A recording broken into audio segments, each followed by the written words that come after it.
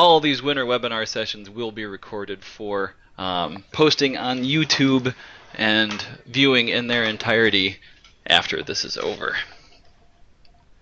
Now it's noon. I am Andy Larson, and I am a local food systems and small farms educator up in Oregon, Illinois, which is the northwestern part of the state. I want to welcome you all to the 2017 Small Farms Winter Webinar Series. Really glad you're here. We're going to do our best to begin and end during the lunch hour. I know this is sort of a squished time, especially to deliver a big shot of what I hope is actionable information for your farm. So we're going to take questions in the chat pod over on the left. So please, as we're going along, go ahead and type any questions or comments over there, and I will do my best to make sure that Bronwyn is aware of all of those and gets them answered. We also have a couple of our other local foods and small farms educators that are online with us today to assist with answering questions. So if you see, for example, a Nathan Johanning putting in information, or a Zach Grant, or any of those other folks, those tend to be people on my team that are helping out. If you're having any difficulties with Skype for Business, I do apologize. I did send that link with the instructions on the email.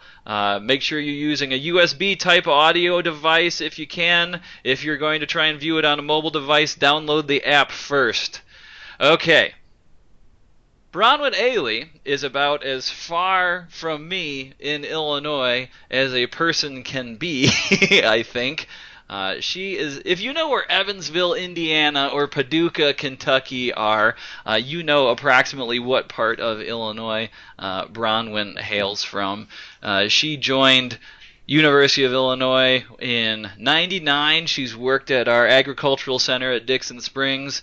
She's grown strawberries for work, grown strawberries for home, degrees in horticulture, and excellent production experience. We are so happy to have her on our team, and I would like to give the floor over to Bronwyn. All right, thank you, Andy. I appreciate the intro. So everybody's joining us today, and I am going to try to talk to you about, well, I'm not going to try, I am. Let's just hope that you are able to utilize this information. The ABCs of strawberry plasticulture production. And I'm assuming everybody saw me go to the second slide, make sure our presenting capabilities are working. Are we good, Andy? Yep, we're good. All right. So when we think about strawberry plasticulture basics, some of the things I want to cover, we're going to talk about what exactly is plasticulture and why would we consider it in a strawberry production system. Kind of a timeline for the system, equipment and inputs we would need, planting stock and variety selection, fertilization, site selection, field prep, planting, fall growth and maintenance, winter protection, spring growth and maintenance, frost protection, a little bit touch on pest management very briefly, and a little bit on marketing and harvesting. So what exactly is plasticulture? Plasticulture is a production system that is probably, I would consider, an industry standard for vegetable production. Vegetable growers have been using this type of system for many, many years. Within this system, we make a raised bed. Generally, those are about 6 inches high. We're going to cover those beds with black plastic mulch, and underneath the mulch is going to be trickle irrigation. So we do have a way to water our plants, and we can also fertilize through this same system. Because vegetable growers are so used to a plasticulture production system, I think it would be a very easy transition for vegetable growers to get into growing strawberries in a plasticulture system. And things that plasticulture offers, and they're going to give us season extension, because with the black plastic mulch it helps to warm the soil earlier in the year. We're going to have better use of our water, and it's going to be a lot more efficient because we're able to trickle water directly onto the root system. So it's a more efficient system. And so why would we want to consider it for growing strawberries? For one, just like with vegetables, because of the attributes of the plasticulture system, we're going to have an earlier and longer harvest season. We're going to be able to produce very high quality fruit, and consumers love strawberries grown in black plastic. They have a really high acceptance. When you look at the cheaper harvest costs, when you think about matted row strawberries and going into pick, you're literally moving plants around in this 4-foot wide mat to try to find the fruit. And when you look at this picture on the slide, in plasticulture, we're setting plants every 12 inches apart in twin rows. So as somebody going through to harvest, you know every 12 inches you're going to be picking fruit. You're not hunting around a 4-foot wide space. And obviously in this picture you can see the fruit just lays nicely on the plastic. It's really easy to harvest, so our harvest time is a lot quicker. And this is very beneficial because we continue to see an increase from our customers in a demand for pre-picked product versus going out and picking your own. It also helps us get away from black root rot problems that we had been seeing quite an increase in the traditional matted row systems. In the 80s and 90s, 70s, 80s, 90s, when we planted matted row strawberries, we would expect that we would harvest those fields 5, 6, 7 years. Black root rot complex disease that started happening, that time was getting cut down to 2 and 3 years. And so we needed to look at a little bit different system to help strawberry growers combat that problem. What's the strawberry variety we're looking at, Bronwyn? I would say that is Chandler. Camarosa is going to be a little bit larger, and the way this is laying out on the plastic, I would say that's Camarosa right there. Or I'm sorry, Chandler in this photo. Thank you. Yep. So I want to throw this slide up. Andy mentioned that his location and my location are about as far apart in Illinois as you can get, and I think that's pretty accurate. And when you look at the hardiness zone for Illinois, we actually have 3 different hardiness zones within our state.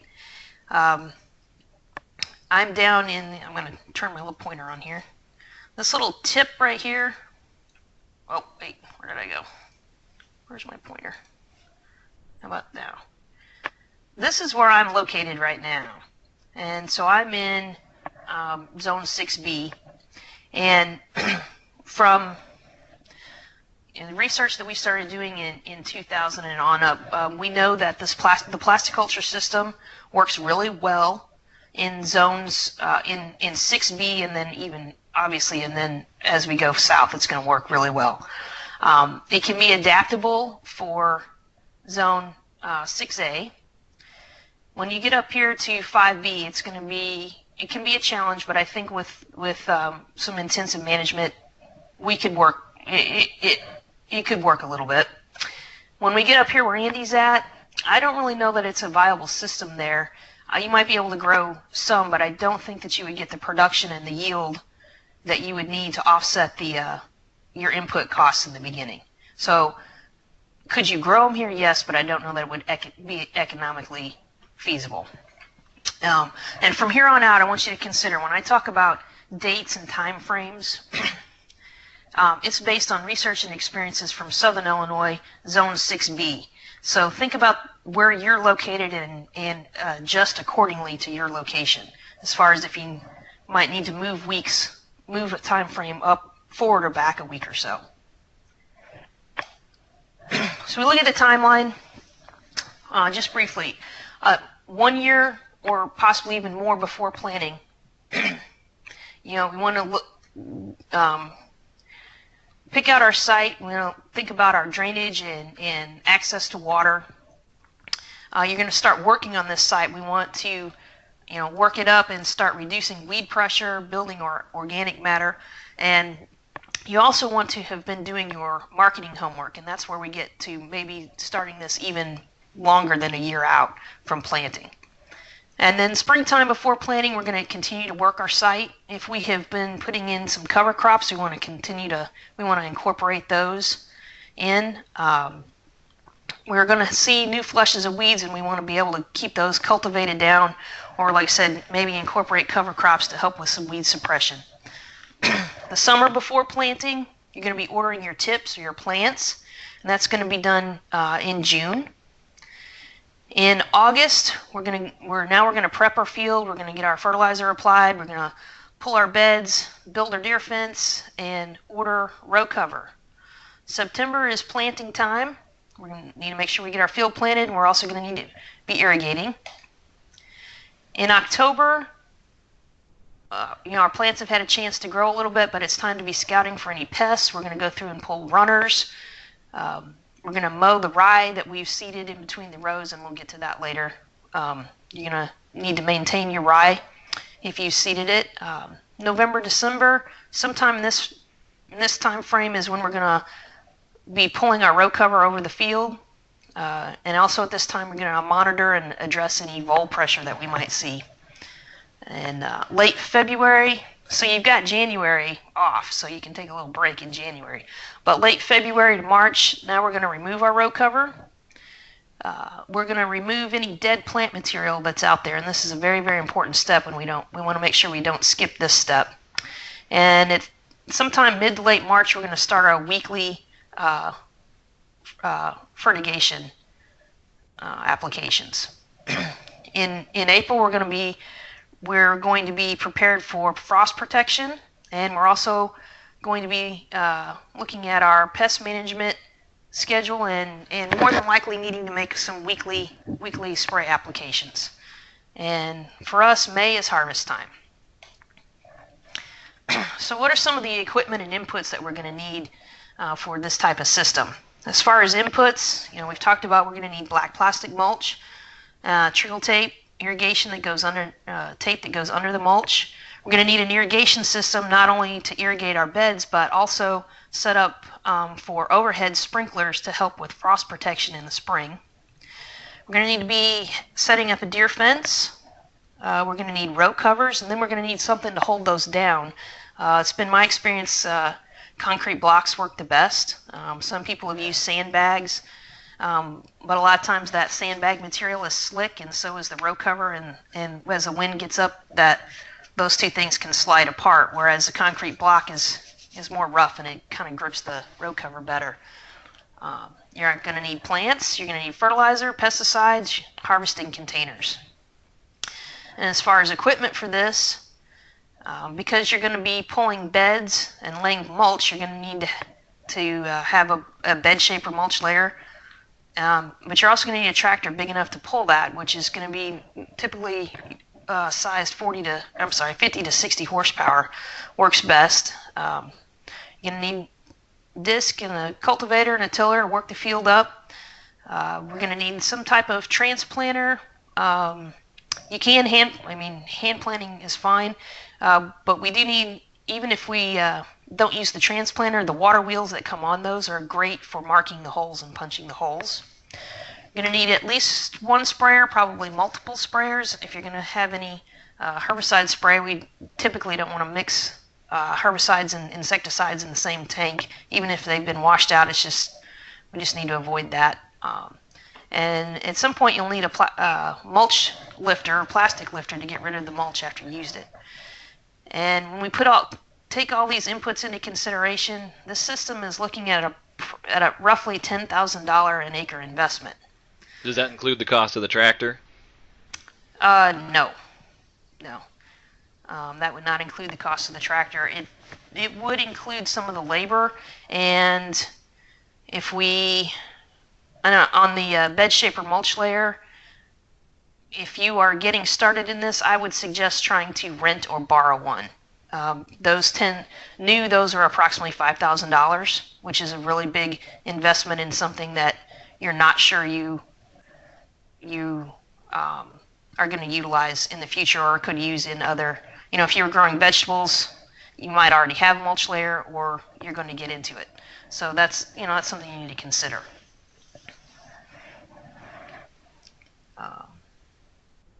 But just as your row cover for an acre is going to be roughly $2,000, $2,500, but those last for 3 to 4 years, so you can depreciate that out. I mean, that's just one example. I mean, that's a pretty hefty upfront cost for something, but it can be used for multiple years. But think about, you need this. You make this investment, and we plant in September, but we're also harvesting in May, so we have a 9-month investment. In matted row, it's much less. We're probably looking at $4,000 to $5,000, probably half as much, but you're not going to see a return on that investment for 14 to 16 months.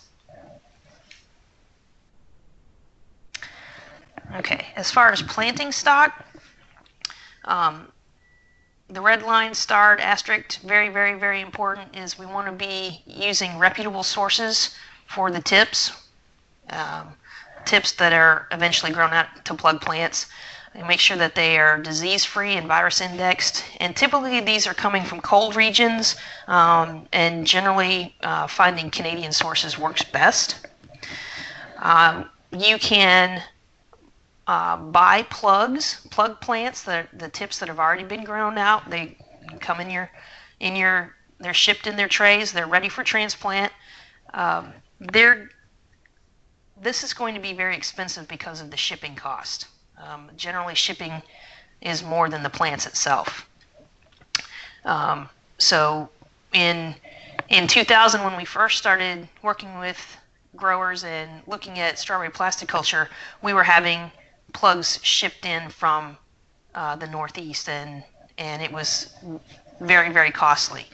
Probably the best option would be to have a local greenhouse grow the tips out for you. That way it's within driving distance where you can go and pick up the plants and bring them back to your farm. You'll have a little bit more cost in it than just the tips, because the greenhouse needs to make their money for growing them out, but probably that's going to be your best choice.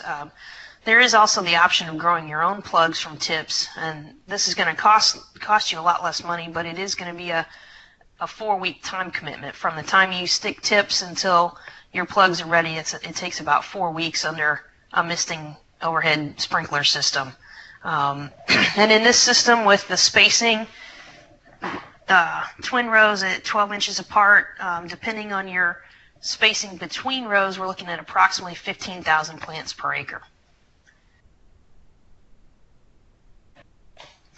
And when we talk about varieties, we've looked at several varieties, but I think the most widely planted variety is still Chandler.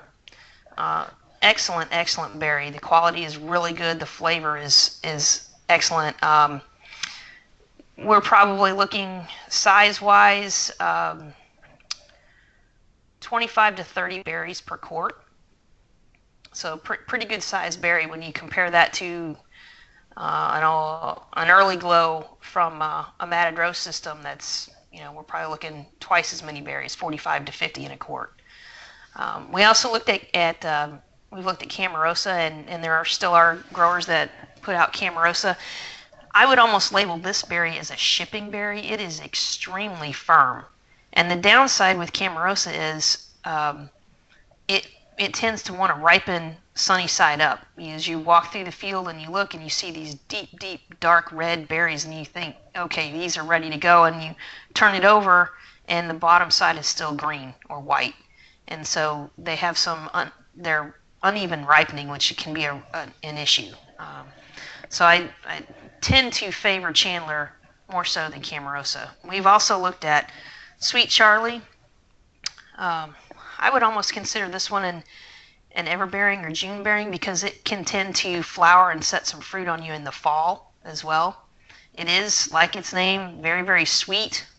I don't think it's as firm as Chandler. Definitely not as firm as Camarosa, but the yields are not as high as we'd like to see. And I don't think it used to be touted that it would come in earlier than Chandler, but I think the reduced yields offset the earliness that it provides.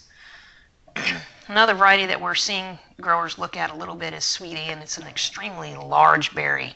I think I have a picture of one, not on here, but in a grower's field it was almost as big as the palm of my hand, one fruit. It's extremely large, but I have not seen yield results on that to know if its production is going to be anywhere close to Chandler. We've also looked at Camino Real and Albion.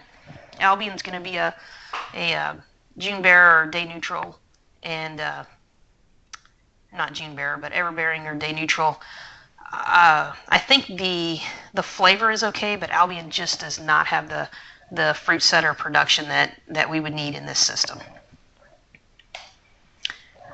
Okay, as far as fertilization, we're going to look at 120 pounds of nitrogen total to push this crop, and we're going to split that in half. We're going to put 60 pounds on in the fall. Ammonium nitrate works if you can still get that. If not, urea will work as well. Also, you're going to want to broadcast this prior to laying plastic mulch. In the springtime, we're going to put another 60 units on, and we can use calcium nitrate with that. And this is going to be applied weekly through the drip and just equal. If you want to do 5 or 6 pounds a week for 6 or 7 weeks, then make equal applications, and that's going to go through harvest. And then, before we do set out any crops, we always want to do a soil test, and then based on where your P and K come back, then you can make adjustments to that, and remember to broadcast that in prior to laying mulch as well. Now we move on to site selection. This is probably not a good site. We would not like to see standing water in the field. We want to pick a site where the water and air drainage is going to flow downhill. Remember, air flows like water, and so if we're thinking about frost protection in the springtime, if we can get colder air to be dropped down lower than our patch, that's going to help us in protecting our crop. We also need to consider in your site, are you going to be able to have access to water for irrigation? And also, is your site appropriate for your marketing method? If you're going to open up and sell from a roadside stand with a little bit of U-pick, or is there parking near your site? If you're going to be going to farmers markets, is your site easily accessible to your delivery vehicle? So as soon as you're done harvesting, it can be loaded up and headed to market. There's a lot of considerations that go into the site, so try to think about as many of those as possible. We talk about field preparation and layout, and we've talked about irrigation. This example, this grower, he was able to tap into the municipal water. Really important thing to remember is that you include a backflow valve. We don't want our irrigation water or fertigation water getting back into the main supply. So really important to have a backflow meter in your system. And you can see here he's plumbed it. He can, you see the fertilizer injector right here. And so he can make his weekly fertigation applications, but he can also close valves off and just run regular water as needed to irrigate the crop. But we want to make sure that we've got this in place before we're planting. We don't want to be playing catch up. Another thing to think about in our field preparation layout is the deer fence. The deer are going to be an issue in most locations, and so we need to have this up prior to planting. If we can keep them out, the less holes we get in our plastic, the better it's going to be, and deer like to walk through. I think sometimes they just like to hear the sound of the plastic crunching under their feet, and they make as many holes as possible. So if we can keep the deer out, that will be very beneficial. So we want to make sure on our site that we work our soil really well. In pulling beds and laying mulch, the finer the soil is worked, the better the beds will be. We want to try to avoid clods and stobs from residue. And when you look in the top picture, one of the things that we see very common in our Southern Illinois clay soils is that we've worked our field up, and we make the first pass with our bed shaper, and the middle of our bed is still hollow. This is not what we want to see before we lay plastic. So what we typically do is make one pass with the bed shaper and not lay the plastic. When we get to the end of the row, we're going to come back the opposite way and drag it again. And we will maybe make some adjustments on the linkage of the bed shaper to have more pressure on the back end to push that bed firm. And we'll make a second pass and fill this bed in completely. A lot of times that second pass we can go ahead and lay the plastic. Just depends on your field and the soil conditions. But typically for us, it's a two-pass operation, because you can see this is not full, and there's no sense in laying plastic if this is the shape that your bed's going to be in, because it's not going to work well. And then you can see from the bottom picture, this is an example of a mulch layer. It's going to lay the plastic and the drip line in one pass and cover the edges up. I also put make sure that you remember your fertilizer. Don't get so excited about using your new bed shaper mulch layer and playing with your new toy that you forget the fertilizer, because this is the time that we need to put it on. After you've pulled your beds, it's kind of hard to get your P&K in there where you need it. You may have the option to catch up on some nitrogen through the irrigation system, but it would be best to get it broadcast in before we lay our beds. And so we remember the benefits of the plasticulture system. It's going to improve soil moisture. It's going to hold the moisture into the soil underneath that plastic. It's going to give us some weed control. It's also going to extend our growing season.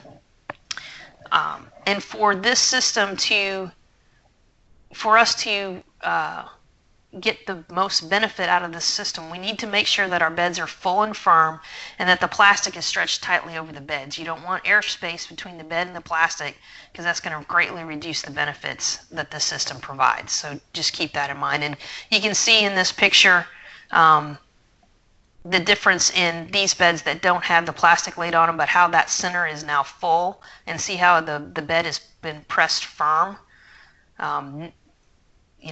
This is the type of bed that we would like to see the plastic being laid over. As far as planting, we want to irrigate prior to planting. We want those beds to be very moist all the way across, not just 6 or 8 inches from the center either way. We want from one side of the bed to the other to be completely moist at the time of planting. And if you remember, we're going to be pulling these beds in August, which can be a dry time. So if there's a time maybe even we need to back it up in July, early August, if there's a time when you've had a rain event and the soil, it would be easy to work and have moisture in it so that those beds would stay together, think about that as far as timing to lay your beds. And you need to be prepared to do that when the ground is ready for laying the beds. And sometimes if you're in a really dry spell, you might need to irrigate before you lay the beds, just so you get some moisture in the soil.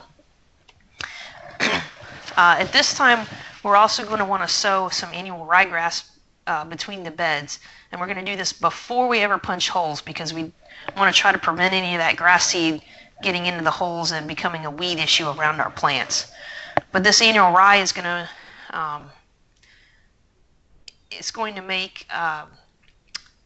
give us erosion control between the beds. It's also going to make a nice layer of basically mulch in the springtime for when we go in and harvest, and it keeps things from being as muddy.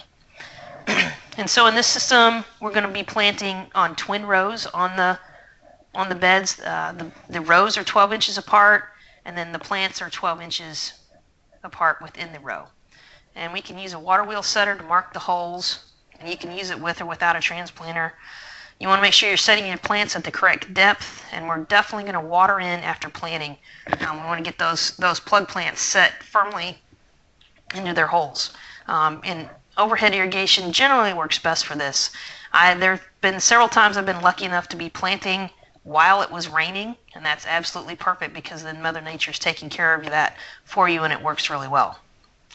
This picture is an example of a transplanter, and in the center here you see the water wheel punches. You see the sharp triangular shaped points that are easy to push through the plastic and punch those holes. And if your beds are good and moist, then those holes are going to be punched firm and in the shape of your plug plant, which makes them easier to drop in for transplanting. And put this picture in to illustrate the proper planting depth for strawberries. The top of this tag right here would be the ideal spot that you'd like those plants to be set in at the soil level. If we plant them too shallow or too deeply, the plants don't grow off as well. Strawberries tend to be one of those that are a little bit finicky about planting depth. I think we all know from like tomato transplants, we can set those very, very deep, even below the transplant level, and they work out fine. But strawberries are a little bit more finicky, so we want to pay close attention to that planting depth and make sure we're getting in the right zone. And then here's a picture of a field just after it's been planted, and so you get some. You're thinking, how am I ever going to? How are these plants ever going to turn into what I need? But as we progress through the season and we get through fall, we can see that they grow off really nicely. And the picture on the left, this one was taken in October, and you can see the plants are growing out. This grower's planted ryegrass between the beds, and then he's come back with a grass herbicide and killed off the rye next to the plastic. That way he doesn't have to worry about the rye growing over onto the plastic, where you can see that can be a problem when you look into the picture on the right.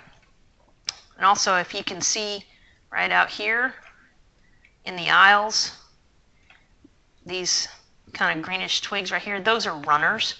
And we are going to want to go through, we talked about going through and pulling off runners.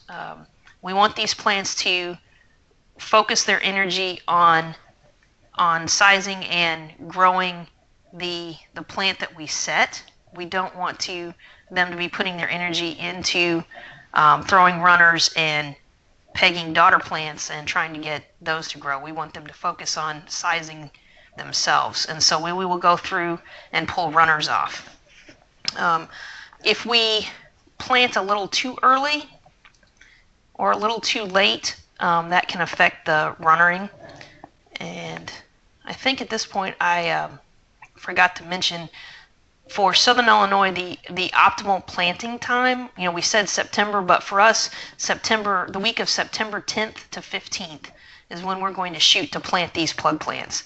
If we plant too early in September, we're going to have a lot more issues with runnering and a little bit more growth in these plants than what we want heading into winter. Conversely, if we wait too late in September, if we're September 20th to 25th, the plants don't have enough time through the fall to form the number of branch crowns that we need and size the way we would like them to be going into winter. So the planting date is pretty critical. And again, like I said, for us, September 10th through the 15th. I know those probably in the St. Louis to Springfield area, you'd probably want to push that back to September 5th to 10th. So those are things to consider. What's your planting method and timing for the rye, Bronwyn? The rye is going on. You can put it on the same day that you're going to set your plants, but you want to broadcast it prior to punching the holes. You can just go out like you're feeding chickens and spread it out that way. Or if you want to do a little handheld broadcaster, but then you might need to go back and sweep the top of the beds off, because we really want to prevent the ryegrass from getting in those holes. Not that we couldn't come back with a grass herbicide knock that back, but it just at that point becomes an additional weed problem that we don't want to have to deal with. So the picture on the right, this was taken in November at a different farm.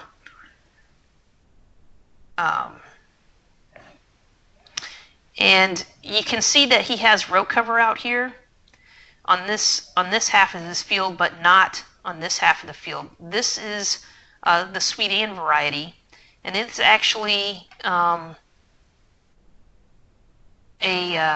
in this system has started flowering and setting fruit, so it was everbearing, and so he used the row cover in the fall for frost protection to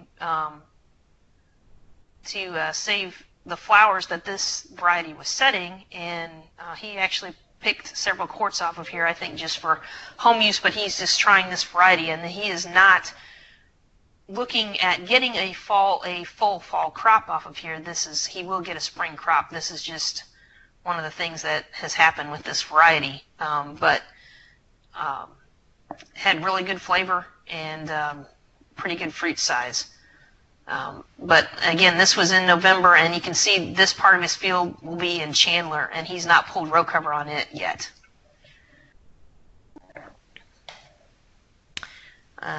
So again, this is a picture talking about pulling the runners off. Those you can either take a little pair of hand scissors and cut those off, or you can just twist and pinch them off. But you want to make sure that you go through and take care of that in the fall. This is also a good time to be scouting for voles. They can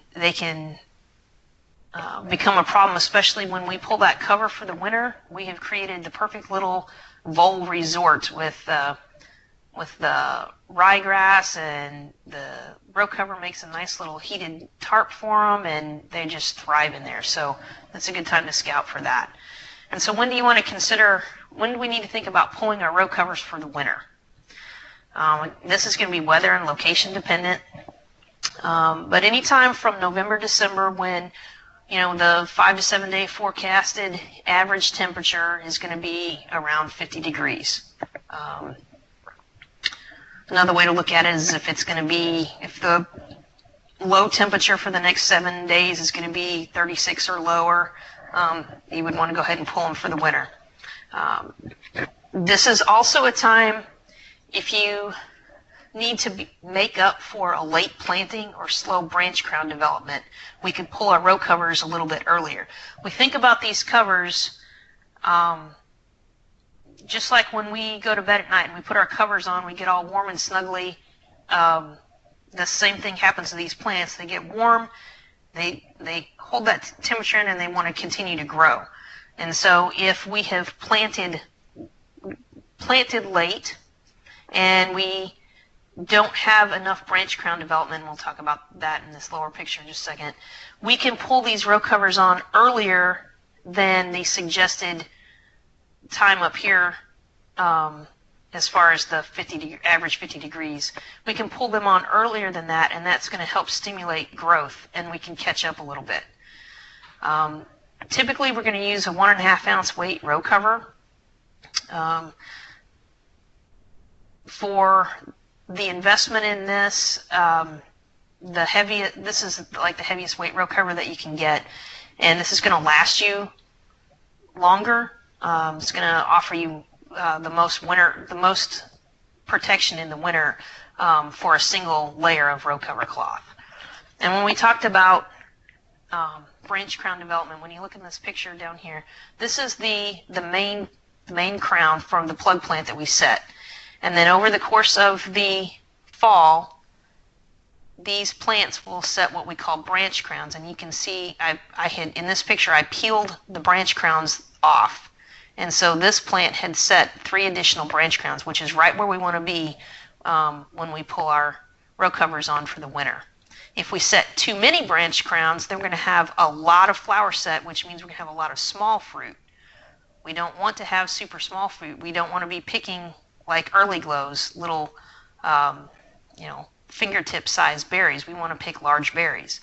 Conversely, we don't want to have just one main crown that sets, one flower truss, and we have 7 giant berries. That's not what we want either. We want to find a happy medium. So if we can get 3 to 4 branch crowns in the fall, which is going to be roughly 70% of our overall production, that's where we would like to be heading into winter. You also want to consider the prevailing wind when you're laying out your row cover. I don't know if you can tell from this picture, but the wind's coming this direction, and they're trying to pull it against the wind, and it makes a really big giant kite. And so if you like to be pulled across the ground, pulling against the prevailing wind is a great way to play that parasailing on land kind of game. But consider when you lay this out where your prevailing wind comes from, and we would like to be unrolling the plastic with the wind, not the plastic, but the row cover with the wind, as opposed to having to pull against it. And so here's a picture that was, it was probably sometime in mid-February. You can see there's a little bit of snow and ice on top of the cover, but when you roll it back, we still have green plant material. Not everything on the top is completely dead. So when do we want to uncover in the spring? This is going to be sometime late February to March, and again, this is going to be based on the weather forecast. And it's kind of a sense when you get a feel that we have switched from being cold days to now we're starting to have a warming trend for the season. We can start thinking about pulling the covers off. When we're seeing 50 degree plus in the daytime, and we're having more days than not that we're above freezing at nighttime, the longer you leave your cover on in the spring, the quicker these plants are going to grow and start developing and start having buds and flowers emerging, which, yes, you want some of that, but if we get it too early, then it could become a really big challenge as far as being able to frost protect if we're having flowers in March instead of April. So we need to keep that in mind, and we want to push them, but not too hard. And also, we're going to you pull the cover off, but you're going to leave it in the field because this row cover is going to be pulled on and off for frost protection as we get later into the springtime.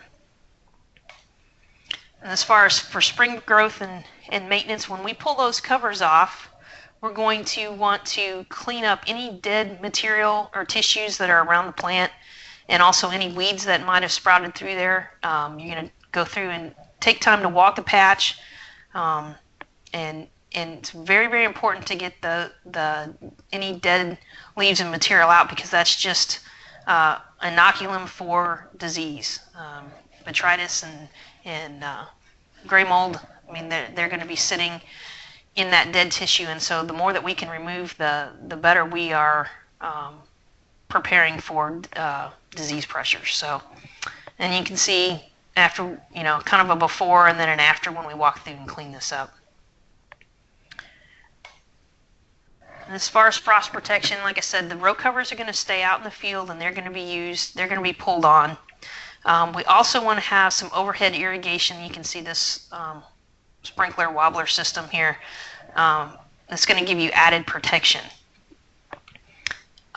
Typically, a row cover is going to provide between 5 and 7 degrees of protection, and it kind of depends on how windy that is. But if you look at these, just kind of a reminder of some of the critical temperatures for strawberries and their different stages. As buds have emerged out of the crown, they can still handle about 10 degrees Fahrenheit. As they have started to elongate a little bit but are still closed, we're looking at 22 to 27 degrees. As flowers open, they can handle a little bit, they're going to be more fragile. They're going to see damage at about 30 degrees. And when we hit the small green fruit stage, 28 degrees is about all that they can go to before you see damage. And so you think about what temperatures we're seeing what the forecasted temperatures are, and if the row cover is going to be enough. If it's going to be really cold, then we're going to need to think about pulling the row cover and then also turning on the overhead irrigation. That creates a layer of ice on top of the blanket, and really gives you a lot more frost protection in that sense. Now, as far as pest management, think about weeds, insects, diseases, and maybe even some the mammal problem. The Midwest Fruit Pest Management Guide, they come out with a new one every year, so any changes in labels or pesticide recommendations are going to be in that. This guide also gives you a sense of the types of insect pests and disease pests that you might be seeing, and what stages of the production in your production that you're going to be seeing those at, and then suggestions for how to control those. This guide, you can purchase a hard copy. You can also go to the link here and download it for free as a PDF. But definitely get one of these guides every year. They also make one for vegetable production as well. And in this one, this covers both the Fruit Pest Management Guide will cover both small fruit and tree fruit. And just as a mention in this picture, when we talk about pest management and spraying, if you're spending the money on the chemicals and you're trying to control diseases and insects, we want to make sure that your spray equipment is getting the pesticides where they need to be. We want to make sure that we're penetrating the canopy and that we're covering as much of the plant surfaces as possible. And so in this picture, you see somebody walking with a backpack mist blower, and this is really moving the plant material around and really getting the sprays in where they need to be. Diseases don't just nicely lay right on the top surface of the leaf, and some of your insect pests don't hang out right up there on the top where you can just put a nice little fine mist over the top. They're going to be on the underside of the leaves and down inside at the base of the plant. So we want to make sure we have good coverage there. When we talk about weeds, there is the option to put a pre-emergent herbicide prior to bedding, which is going to help with weed control in the bed in the planting holes. But you have to look at the timing of how long after that is applied before you can transplant into that. And that would be listed in that spray guide. I don't recall the exact timing. I feel like it's 3 to 4 weeks, but definitely reference the spray guide for that. If you're using cover crops, if you have been using cover crops to help add organic material and help with your weed suppression, make sure that those are incorporated in plenty of time prior to bedding.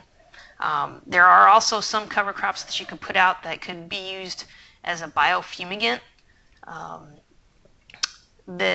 One of the other things that has historically had been used in plasticulture was also a system to fumigate beds that would help with cut down on diseases and weeds. But one of the main fumigants that had been used is now no longer available and has been phased out. So we really don't look at fumigating in strawberry plasticulture anymore. But the benefits that the fumigants provided, we are seeing some of those same benefits coming from certain cover crops, particularly like in the mustard family. And again, between the rows, the annual ryegrass, we put that down. Like I said, it helps for erosion control, and it also, in the springtime, instead of having to walk through a muddy mess when the spring rains come, we have this kind of living mulch that's laid down there. But if we let that get too out of control, it can actually become a weed problem. And there is grass herbicide that we can use. Also, push mowers are used quite often. They, especially if you can get a rear discharge, they slide through between the rows really easily. And you can get really close, put your edge up next to the plastic, and you can get really close to the edge of the plastic with that. And you also might have, for some rescue, if you need to do a little bit of rescue cleanup, there's always a burn down herbicide that can be available.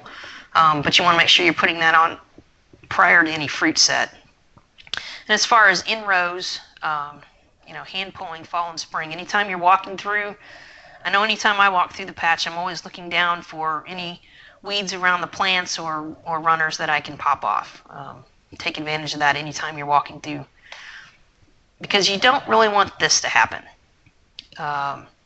As you can see in this picture, the ryegrass really loved spending the winter underneath the cover, and it's at this point is so tall that even a grass herbicide is not really going to knock it down too much. And also, one of the learning curves for this grower was that worked up a field that had been fallow for a while, and in the springtime the mustard just flushed out, and so you have a lot of mustard in the planting holes that can be a real problem. You don't see it much between the rows because actually the ryegrass acted as a good weed suppression tool, but so obviously this is going to slow harvest down tremendously, not to mention affect yield.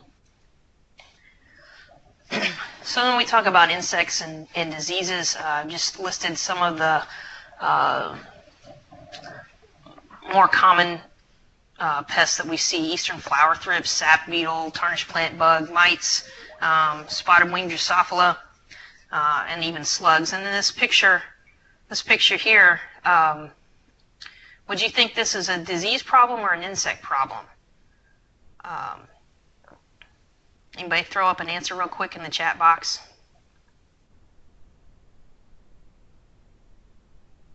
I'll give you a minute and I'll go over here. Okay, somebody says disease.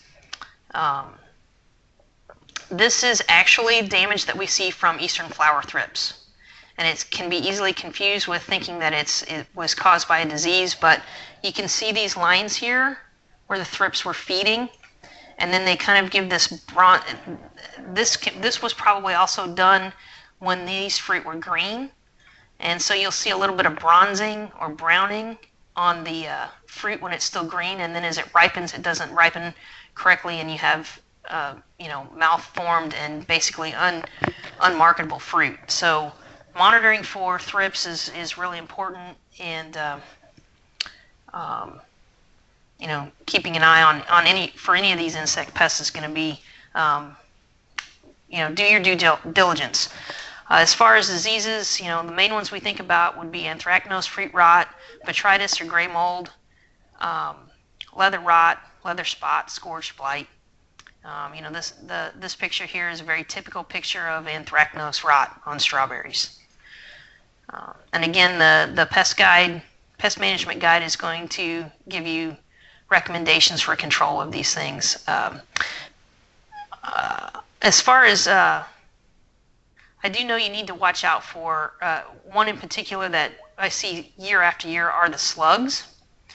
And you wouldn't normally think of them as being that big of a problem, but they can, just a few slugs sliding up on the plastic and getting on your fruit is not good. And they do make bait for those that you can put out. You can also use some pie tins and put put beer in the pie tins and set those out around the edges of your field, and that's actually draws the slugs in and is a good trap for the slugs. And maybe those two-legged mammals that you employ. Yes. And as far as pest management for mammals, deer and voles are probably your two biggest mammal pests, other than your neighbor who's going to sneak in and try to eat all your crop up. This picture of the deer, this is funny. I think this is what deer look like to strawberries. But again, having that fence up is going to be important. Trying to keep them turned out of your patch. The voles, a couple of suggestions for the voles. They like grass or even fallow fields. And so if you could, around your patch, if you could keep that cultivated or tilled, maybe 10 feet out in a perimeter, basically making a soil perimeter, then those voles coming in from other spots around hit that bare dirt and don't go any further. That would be one thing to try. Also, they do make you can do baiting traps, and because when voles come in, they have a very distinct run or path through the grass, and you'll see that they'll chew through the plastic and they'll tunnel around your plastic, and then they like to chew on the new growth, the new roots, and then pretty soon you have your plants aren't producing as well. And anyway, you can make traps for those and bait those. As far as harvesting and marketing, ideally we're looking at a 4 to 6 week harvest period. We have seen with Chandler variety what we have referred to as the Chandler avalanche. Sometimes in the spring when weather turns really warm and we have several days of really hot temperatures, what we thought we were going to have a 4 to 5 week picking period shoves into 2 weeks. And so that's when point 3 here, having your labor lined up, becomes really important, because you have a very shortened window to get that fruit out. You're going to be picking as close to ripe or even ripe, depending on your marketing outlet. And make sure you're harvesting into the marketing container. That way you're only handling the fruit one time. You can see this picture is kind of blurry, but for small scale operations, they have little hand-held metal trays that you can slide a cardboard box with your 6-quart containers in and pick directly into that, and it has legs that sits on the ground, so you can carry it with you. Pretty handy little tool. And ultimately our goal is to produce about 1.5 pounds or more, if we can get it, of fruit per plant, which equates to roughly 35-40 flowers per plant. And we look at this picture right here, and you start counting the flowers and the green fruit, and I'm looking at about 2/3 of the goal right here, without seeing what's on the back side of my plant. And so that's our goal that we're trying to shoot for. And as far as marketing, roughly 50% of market roadside stand, 50% farmers markets.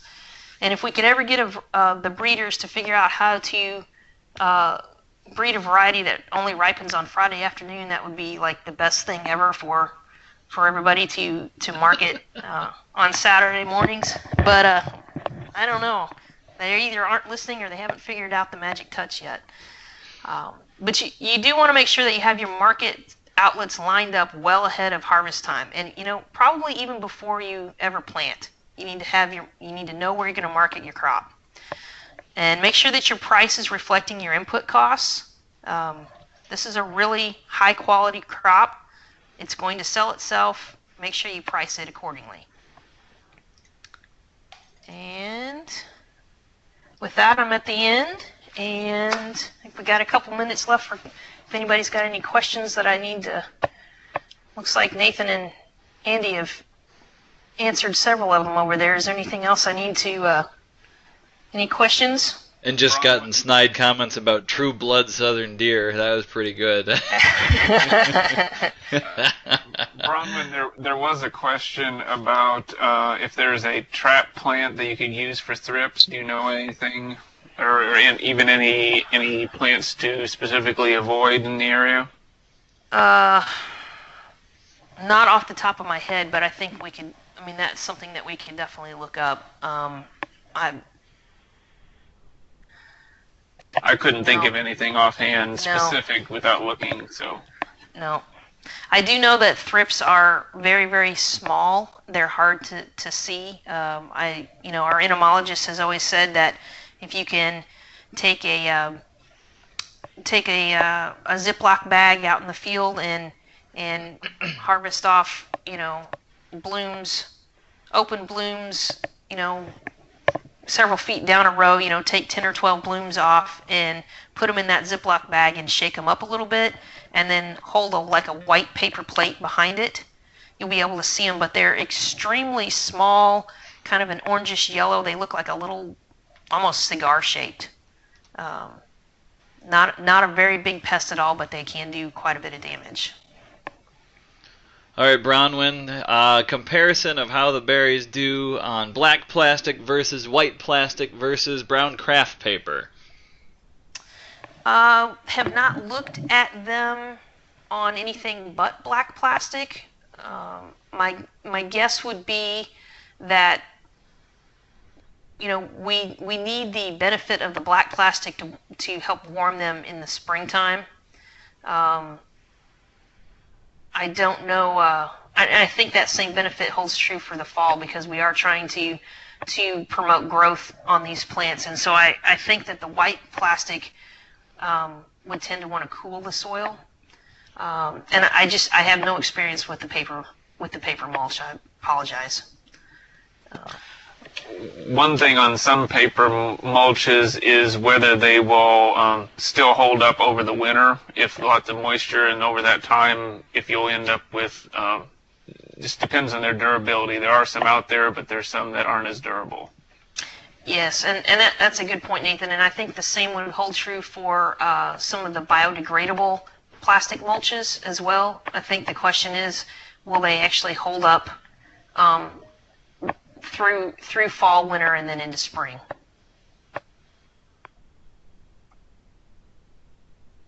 All right, we've got a lot of thank yous in the chat pod and no more questions that I see that we haven't addressed, so we're going to go ahead and leave it there. I want to thank Bronwyn Aly from Southeastern Illinois Local Food Systems and Small Farms Educator for a really great presentation sharing her expertise.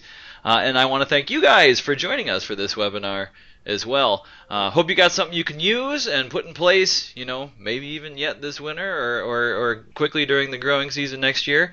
Look for an email from me very shortly here with a link to the archive, the recorded version of this webinar on our Local Foods YouTube channel, as well as a very, very, very, I promise, very short evaluation of the webinar that you just watched. It's like 4 or 5 questions. It'll only take a minute. We really do look at your feedback, and we use it to shape our future webinars. So with that, I'm going to stop the recording. Thank you very much. I wish you a fabulous rest of your day. Have a great one.